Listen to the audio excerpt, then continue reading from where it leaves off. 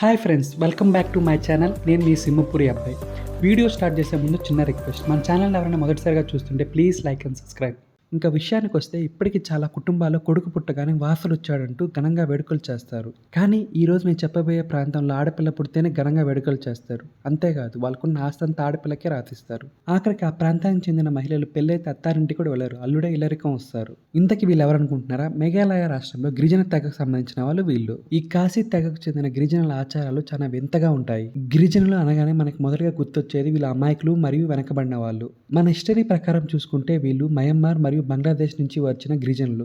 ఈ గిరిజన తెగల ఆడపిల్లకే పట్టం కడతారు. అంతేకాదు, ఆస్తంతా ఆడపిల్లకే ముట్ట చెప్తారు. అయితే ఈ తెగలోని అమ్మాయి వేరే జాతి అబ్బాయిని కానీ పెళ్లి చేసుకుంటే వాళ్ళ నియమాలు వర్తించవంట.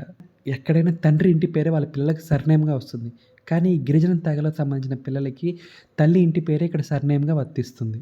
ఈ తెగల ఆడవాళ్ళకి ఎక్కువ హక్కులు ఉంటాయంట. అందువల్ల ఇక్కడ నివసించే మహిళలు వ్యవసాయం మరియు ఇతర రంగాల్లో బాగా రాణిస్తున్నారు. అలాగే అక్కడి కుటుంబాల్లో ఒకరికి మించి ఆడపిల్లలు కానీ ఉంటే చిన్న కూతురు తప్పించి మిగతా వాళ్ళంతా తమ భర్తలతో తమ అమ్మ వాళ్ళ ఇంట్లోనే ఉండొచ్చు. ప్రపంచంలో చాలా చోట్ల మహిళలు పురుషుడితో సమానంగా హక్కులు కావాలని పోరాటం చేస్తుంటే, కానీ ఈ కాశీ తెగకు సంబంధించిన పురుషులు మాత్రం మహిళలతో సమానంగా హక్కులు కావాలని పోరాటం చేస్తున్నారు. అంతేకాదు, ఇలాంటి ఆచారాలు పూర్వం కేరళలోని నాయర్ కుటుంబాల్లో కూడా ఉండేయంట ఒకప్పుడు.